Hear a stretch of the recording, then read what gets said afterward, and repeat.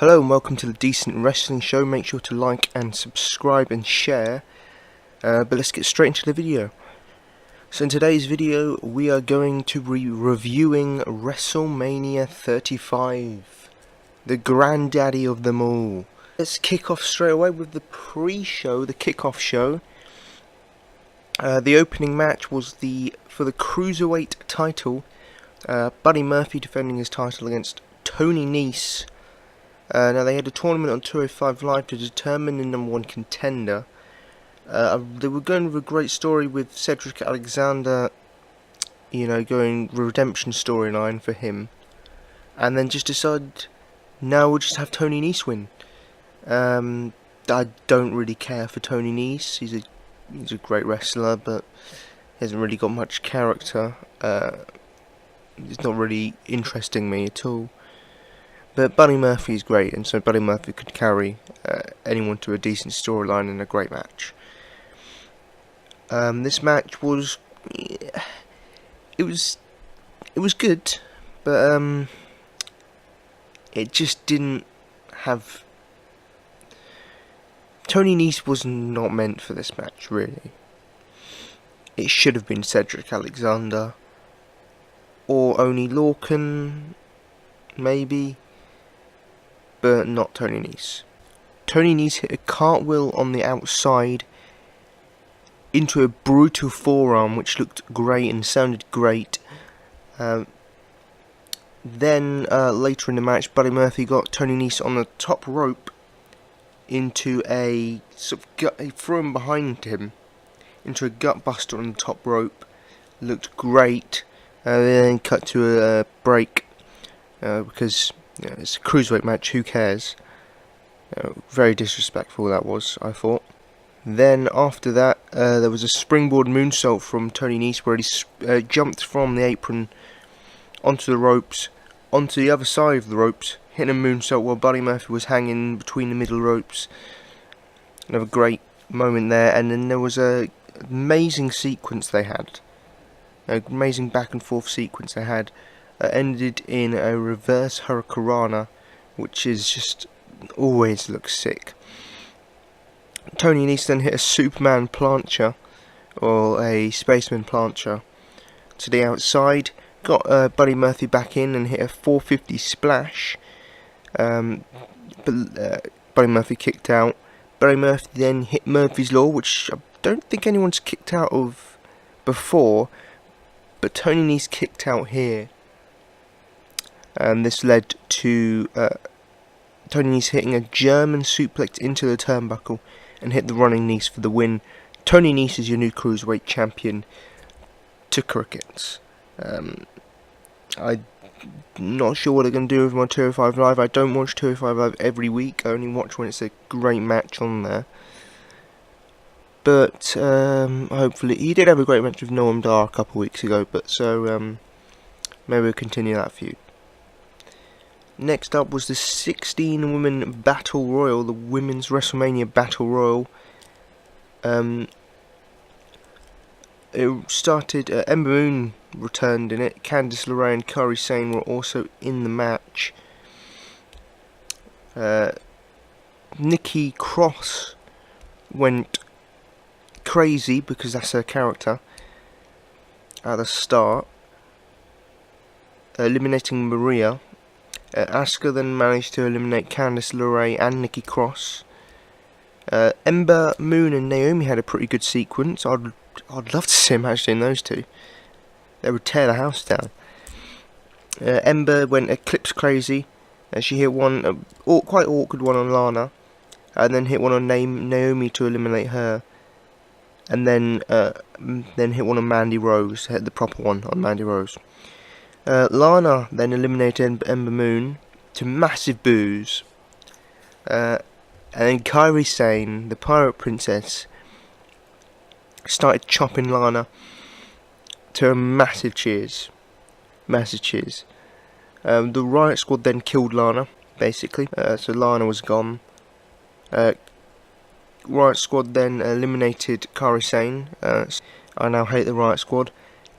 Dana Brooke got cheered quite heavily in this match. and got Dana chance. I'm not sure where this has come from, but, well, Dana Brooke is pretty good, so why not? She eliminated Ruby Riott and Liv Morgan. Then Sonya Deville eliminated Dana Brooke. Zelina Vega. Zelina Vega got eliminated before that, though. Next eliminated was Mandy Rose, was eliminated by Mickie James. I'm sure Corey Graves was very disappointed about that. Mickie then was straight away was eliminated. Asuka then eliminated Sonya Deville to leave Asuka, and Sarah Logan left.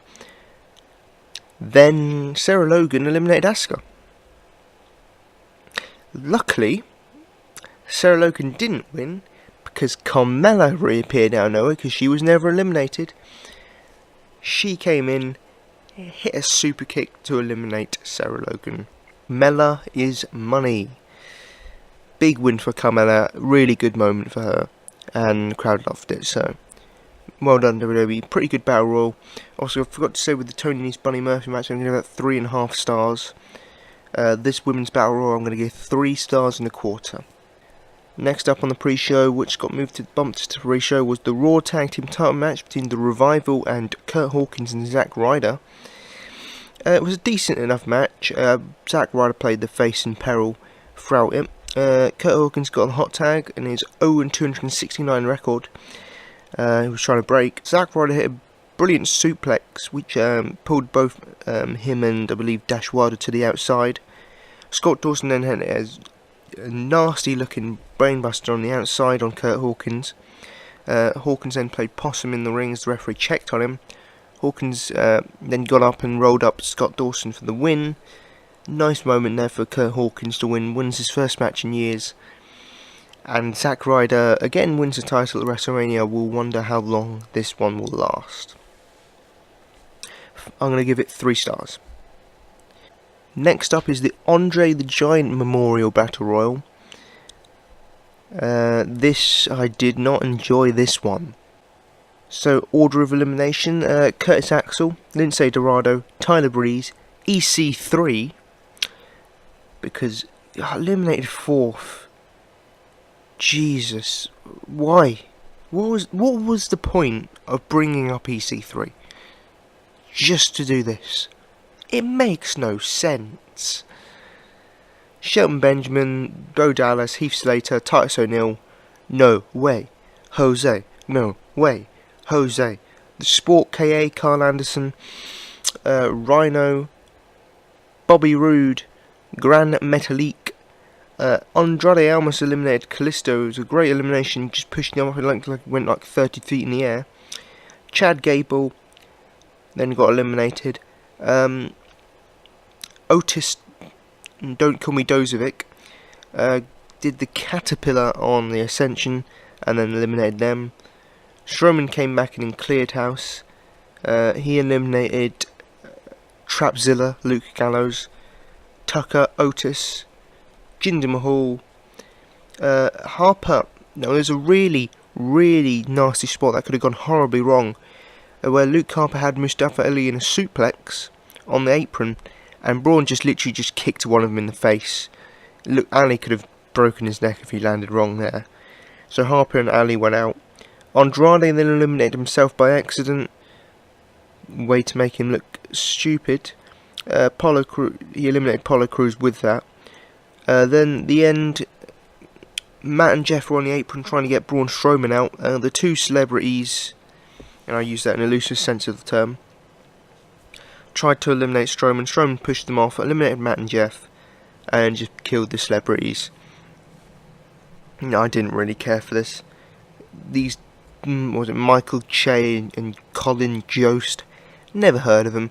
But then again, I'm in England, and I believe they're on Saturday Night Live, which is an American show, which I've seen some clips of, and it's just not funny. It's just awful. Anyway, let's get to the main show, WrestleMania 35. Of course, it kicked off with the America the Beautiful.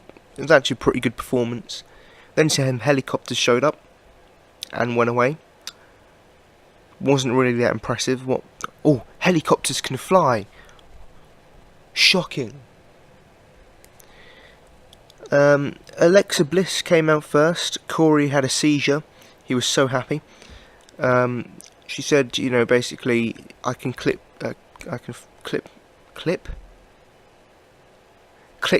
my fingers and make a WrestleMania moment. She clicked her fingers. Real American hit. Hulk Hogan came down. Excellent moment for him. You know, he just said, you know, what you gonna do when Hulkamania and Alexa Bliss and WrestleMania run wild on you, brother? Paul Heyman then interrupted, just walking down. Seeing Paul Heyman walk down to Real American is great. So he came down to the ring and said basically, well, if we're not in the main event, we're going to be kicking off the show. So Brock Lesnar came out, pyro and all, to face Seth Rollins. They brawled before the match. Brock just hit an F5 and then just threw him over the announce table multiple times. Suplex City came next. Seth then pushed Lesnar into the referee and hit a low blow. You know, because you got to cheat to beat Brock. He then hit the curb stomp 3 times to win the match. Only went about 2 minutes in actual time after the bell rung. I was quite disappointed by this. I was expecting more. I mean, it was a fun moment, nice way to kick off the show, but really I was expecting a good 10-minute brawl match, and we just didn't get that, which was quite disappointing. It was great and disappointing at the same time. But we have a new Universal Champion, Seth Rollins, and he did the thing where he, you know, span the belt around his head like he used to do. I'm going to give this 2.5 stars. And I just remembered I forgot to say in the Battle Royal, I'll give that 1.5 stars. Next up was AJ Styles versus Randy Orton. This was a very, very solid workman match. Great, low-key, solid wrestling match between 2 excellent wrestlers. Seeing a lot of hate for well, not hate, but, you know, mediocre reviews for this match, but I thought it was a great match. They put on a great show. The best moment in the match, well, not the best moment in the match, but one of the biggest moments in the match was Randy Orton's superplex on AJ Styles. It looked like he went like 20 feet in the air. It was great. Randy Orton hit an RKO, only for a 2 count. Randy Orton went for the super RKO on the top rope. Styles managed to slip off and hit a Pele kick, leaving Orton to go to the outside. AJ then got his phenomenal forearm to the outside, pushed Orton back in, and hit the phenomenal forearm again for the 3 count. Again, a great wrestling match. I'm going to give this 3 stars and 3/4. Not quite a 4-star match, but it was banging on the door of one. Lacey Evans then showed up, and then went away. Luckily, they actually did something with her on Raw. She's now starting a feud with Becky Lynch, which actually might be pretty good. Anyway, next was the SmackDown Tag Titles Fatal 4-Way action. The Usos took on Ricochet and Aleister Black, fresh off their loss at NXT TakeOver. The Bar, you know, we don't just set the bar, we are the bar. And who was the other team? I've completely forgotten who the other team were. Oh yeah, Rusev and Shinsuke Nakamura. Who cares? I like both of them, but yeah, it's a pointless tag team. Ricochet hit an amazing head scissors, like went on for a good 10 seconds on Cesaro. Now that, Cesaro and Ricochet, that is a match I want to see. I want them to be given 25 plus minutes on pay-per-view, because they would have one of the best matches of all time. Cesaro hit a Cesaro swing. I haven't seen that in a long while. It must have been 100 rotations on Ricochet. But as he was doing it, Sheamus was giving the beats of the Bodhrán on everyone. I believe that's what it's called. Of course, multi-man match needs a Tower of Doom spot. They did that, and Ricochet landed on his feet and then rolled through. He then hit the 630 splash on Ice Shamey. It was broken up by everyone. Cesaro with a massive uppercut on Jey Uso, which spawned a great sequence of everyone hitting their finishes. It was a match of kicks, super kicks, Kinshasa, everything you could think of. Especially the bro kick was the best one. Ricochet did a full, out of itself, full backflip cell. Usos then hit a double super kick on Sheamus and then hit a double splash for the win. The Usos become the first team to retain their titles at WrestleMania this year. The SmackDown Tag Titles I'm going to give 3 3/4. Next up was the look back at the 2019 Hall of Fame induction ceremony. So we had Brutus Beefcake, the Hart Foundation, Harlem Heat, the Honky Tonk Man, who was singing at the Hall of Fame, which was a great moment. You gotta sing along to, the Honky Tonk Man theme song. Yeah. I got my long sideburns and my hair slicked back, coming to your town in a pink Cadillac, just a honky tonk man. Sorry.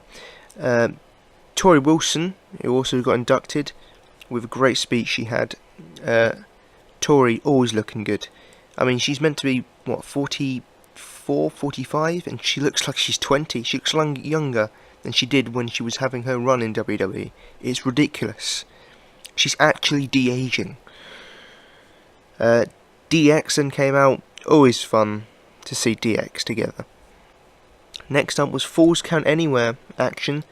Shane McMahon took on The Miz. Now this has been a great storyline which I've been enjoying the hell out of. Miz has done terrific. I'm loving Shane McMahon as a heel. Doing the Shane-O shuffle, the evil Shane-O shuffle. But Miz has been brilliant. So Shane had his evil entrance where he got Greg Hamilton to say best in the world Shane McMahon and hold the note for about a minute. Miz's dad was in the crowd. Miz's dad George. So quick brawl to start off with. Shane was kind of running away to start off with and then started beating up the Miz. He got Miz on the announce table and was going to do a dive through it. But Miz's dad George stopped him, got in the ring, and put his fists up for a fight. Shane just mocked him, told him to get out of the ring, and as soon as he let his guard down, Shane just beat the ever-living crap out of him. Of course, Miz made the save, and then they went into the crowd to brawl. They went all the way up to the international announcers. Miz put Shane through one of the tables for a 2 count. Shane then took a horrible looking bump. Horrible in a good way. Horrible looking bump off a golf cart. He just bounced off it. That looked brutal. I would not take that. They went up the rigging area, the camera area, on these sort of platforms.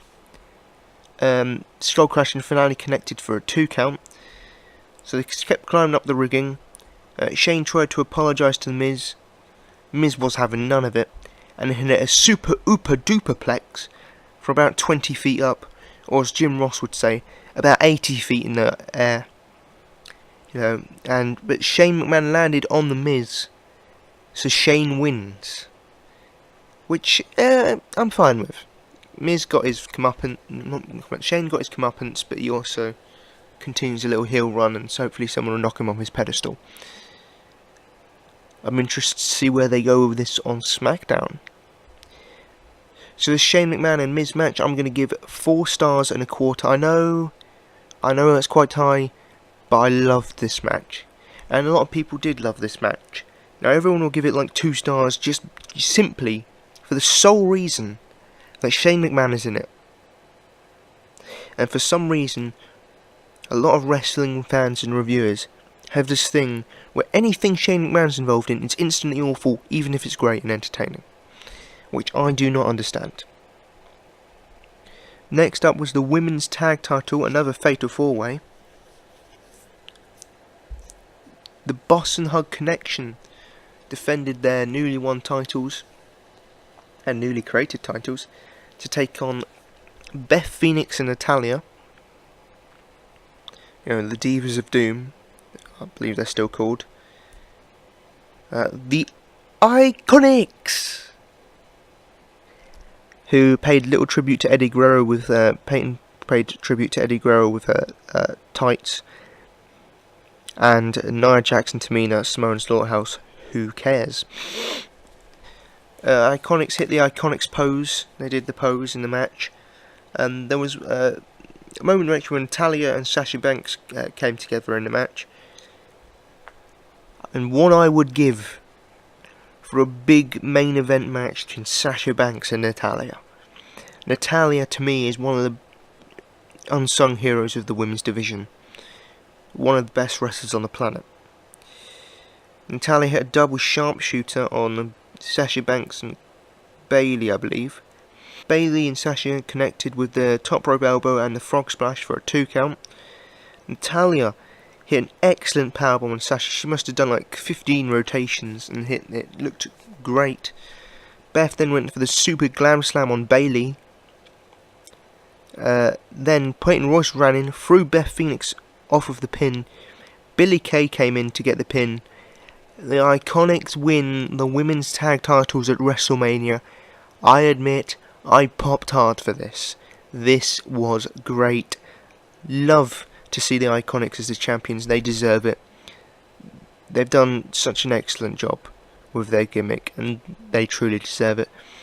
There was a great video of them getting their custom side plates and going around showing everyone. And they went to see Drake Maverick. They see Drake Maverick walking down there. Hey Drake, do you want to see our new titles? And Drake goes, oh hi, and then just runs.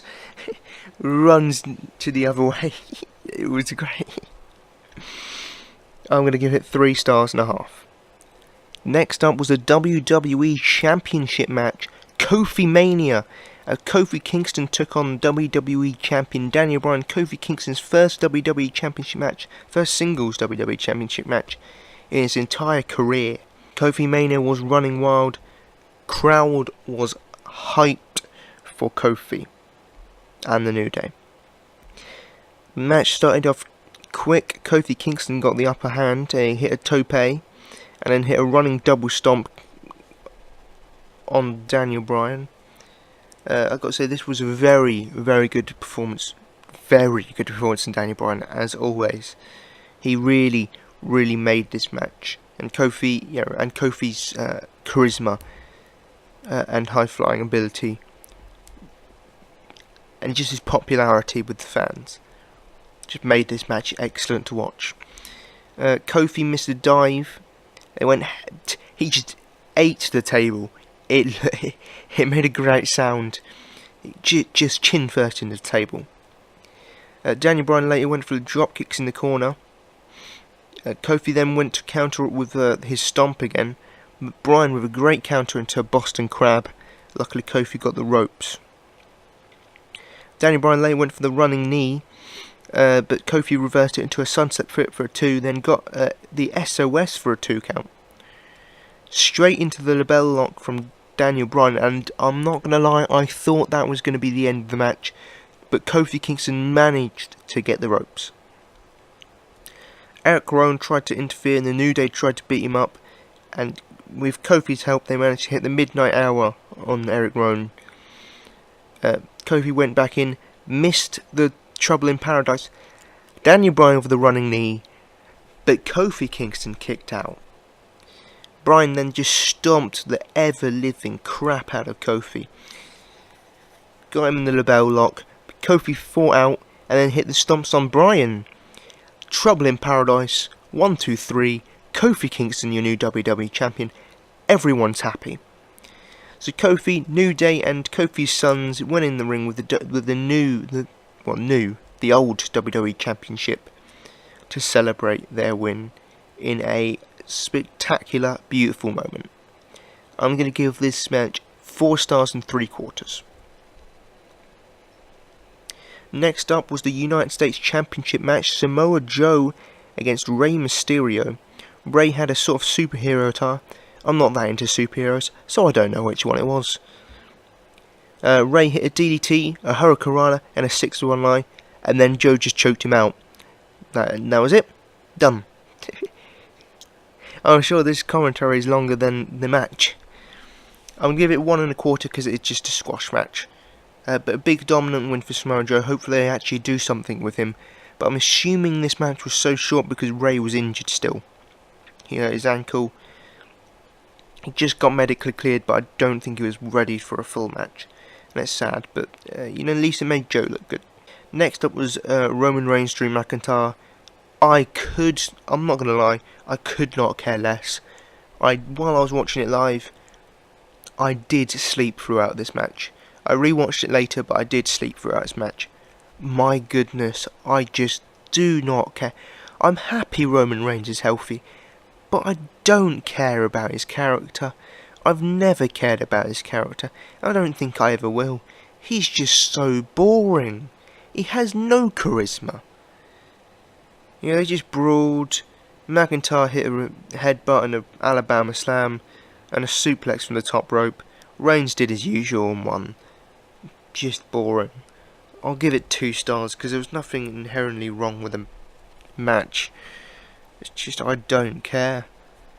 But something I do care about, Elias came out, you know, and he duetted with, well, what's one of those 3 people? You know, he had one on the video screen of him playing drums, one of him playing the piano, and then him live in the arena playing the guitar. They did like a minute performance, and it sounded great. Then some stupid video interrupted Elias. And then old school John Cena with basic thugonomics and all. The Doctor of Thugonomics is back. And Cena just buried Elias. They then had The Undertaker return on Raw to beat up Elias as well. I'm not sure what they're doing, but you know, I'm sure Elias is happy to get to work with these people. Next up was No Holds Bar with Triple H's career. Like Triple H was going to lose. Triple H's career on the line. Batista and Triple H with Shawn Michaels on commentary. Both had great entrances. Batista entered in the back of an SUV, while Triple H had like a sort of Mad Max entrance. Arrived in some sort of vehicle, I don't know what you call it. But both had great entrance. Triple H, to me, had entrance of the night. Triple H started off with a brawl on the outside. Triple H hit Batista with a toolbox, and then whipped Batista with a chain. Then used a sort of clamp on Batista's fingers and stomped in it while he put his fingers on the steel steps with the clamp. Clamped his fingers and stomped on them. Jesus. No words for that. He then got in the ring, pinned Batista under a chair, and ripped out his nose ring. To which Shawn Michaels said, "Oh look, his nose is bleeding." Corey goes, "You think?" I love Shawn Michaels on commentary, it's great. Multiple slams on the table from Batista and not breaking the table. Triple H then backdrop Batista on the table, very high backdrop. Batista's 50-year-old taking this bump. Jesus Christ. Table didn't break, but the table did break when Triple H speared Batista through a table. Triple H then got the sledgehammer, went in to hit Batista over the head with a sledgehammer, but Batista reversed with a spear for a 2 count. Spinebuster followed and a brutal looking Batista bomb for a 2 count. Triple H, they went to the top rope and Triple H managed to powerbomb Batista from the top rope onto the steps and Batista just bounced off them. Pedigree then followed for a 2 count for a near fall. Great near fall there. Batista then hit an amazing DDT on steps where Triple H did basically a handstand to make it look even better than it did already. Ric Flair, who Batista beat up on Raw weeks ago to kick off this feud. Ric Flair handed Triple H a sledgehammer. Because Batista had a sledgehammer on one side. Didn't realise Triple H had the other one. Connects with a sledgehammer shot like he jumped off the stairs into it. Pedigree, 1, 2, 3. Triple H wins. Keeps his career going, thankfully. And Batista retired the night after. I may be a bit biased because Triple H is one of my favourite wrestlers of all time, if not my favourite of all time. I'm going to give this match 4 stars and a quarter. Now everyone online saying you know, 1 star, 1 star, 1 star. Oh, it was so slow. So it's two 50-year-old men.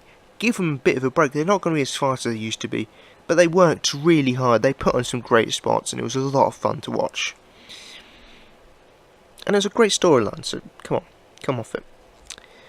Next up was Kurt Angle's farewell match against Baron Corbin. This was much better than I thought it would be. It was a decent match. Angle hit some German suplexes and ankle lock. Got connected with the ankle lock, at which Corbin got out of. Hit deep 6, which you could hear Angle call for a 2 count. Angle slam followed for another 2 count. Angle then got Corbin back in the ankle lock. Corbin escaped, but then Kurt Angle hit some more German suplexes. Went up top for the moonsault. Missed that. It still looks beautiful, that moonsault, but he missed that. Ended days, which I don't believe anyone's ever kicked out of, and it continued here tonight. 3 count. Baron Corbin wins. He then got then Kurt Angle beat him up the next night on Raw, so this was completely pointless. But an end to a career for Kurt Angle. One of the best of all time, Kurt Angle. So funny. So many funny moments he had. You know, and terrific wrestler. So many great matches and moments he gave us. It's sad to see him go. But, you know, we'll always have those memories of his career. I give Kurt Angle and Baron Corbin 2 stars and a quarter. Next up was the semi-main event, which was the Intercontinental Championship. Bobby Lashley and his weird contact lenses against the Demon King, Finn Balor. I love the Demon. It was a fast start. Finn hit a tope, then hit a sling blade and a drop kick on the outside. There was a great moment where Bobby Lashley hit a suicide spear through the ropes, a la Big E. Back in, Lashley hit another spear for a 2 count. Finn Balor then powerbombed Bobby Lashley, hit the coup de grace for the win. Man, the Demon does not have a great work rate. He can't work more than 5 minutes. I give Lashley and Balor 3 stars. Next up was a dance break with R-Truth and Carmella. With that stupid dance, which can't believe he's not dead by it. We then had the main event. For the first time ever, the women main eventing the show. The one thing I don't like about this women's main event is everyone online going, you know, women's main event, women's main event. It's like their gender doesn't matter. This is main eventing not because they're women. This is main eventing because Becky Lynch is the most popular person in WWE, and people want to see her win the title. That's why this main evented. You know, and the more times they went, they didn't earn it. They weren't given it. They earned it. Just makes me believe that they literally did this just to say, "Oh, women main eventing." Hopefully that was not the intention. But this definitely deserved to go on last. Charlotte entered via helicopter a la her father years ago. Joan Jett then performed Bad Reputation for Ronda Rousey. It was a pretty good performance, actually. Better than, you know, Motorhead's, you know, performance. Which went something like, "I am the game, and I am the game. And I am the game, and I am the game." Brilliant that was. Becky came out with her usual entrance. She had a pretty cool attire on. Fast start. Ronda took a sick bump to the outside. How she did not get a concussion from that, I will never know. They showed it multiple times, and she could have gone really badly. Charlotte hit a moonsault, but Becky caught her in the arm in the disarmer. I believe Ronda broke that up. Double natural selection from Charlotte. She got a 2 count on both of them. Charlotte and Ronda had a pretty good sequence after this. Then there was a double top rope exploder from Becky Lynch on Charlotte for a 2 count. Followed by Ronda getting both of them in an armbar. and a double powerbomb from Charlotte and Becky multiple times to break up the armbar. Ronda then got caught in the disarmer but powered out of that. Becky and Charlotte then went up to the top rope, and Charlotte hit a Spanish fly on Becky. Always looks great. Would have been more impressive if she didn't just do this move on SmackDown like a week ago. Ring post figure 4 from Charlotte on Ronda Rousey, always welcome in a match. She then got Ronda back in the ring hit and got the figure 8, in which Becky broke up with a leg drop, which must have hurt Charlotte so much, because while she was doing the bridge, right on her. Jesus Christ. Double spear from Charlotte and then another spear to Becky, only for a 2 count. A table got involved and Ronda said tables are for bitches. I wish Becky would have just got on Ronda and goes, tables may be for bitches, but I'm about to put a bitch through it. That would have been pretty cool. They didn't do that. Charlotte got put into the table. Didn't really break much. Just broke a little bit of it. Ronda then got the Piper's Pit on Becky Lynch, which Becky reversed into a cradle for an awkward 3 count where obviously Ronda Rousey's shoulders were not on the ground. But the man wins, and she wins the winner-take-all match and takes the Raw and SmackDown Women's titles. I'm going to give this match 4 stars. But the man wins. Great moment for Becky Lynch. WrestleMania finally, for the first time since WrestleMania 31, the crowd are sent home happy. Now it looks like Becky could be feuding with Lacey Evans, or maybe have a match with Ronda Rousey down the line. So overall, WrestleMania 35 was a damn good show. A damn good show. I enjoyed the hell out of this. I wasn't even bored after 5 hours of this. I was still entertained. It was a great show. I'll give it an 8 out of 10. One of the better WrestleManias. Let's go from WrestleMania 30 was one of the best of all time. 31 was very good. I remember 32 being slightly worse, but still fine. 33 I remember being a great one. I would put this at the level of WrestleMania 33, maybe slightly higher. But really well done. Really well done, WrestleMania. So yep, that is all of my review of WrestleMania 35. Thank you for listening. Hope everyone watching this has a great day, whenever they're watching this. And remember again to leave a like and pile drive that subscription button. Thank you, and adios.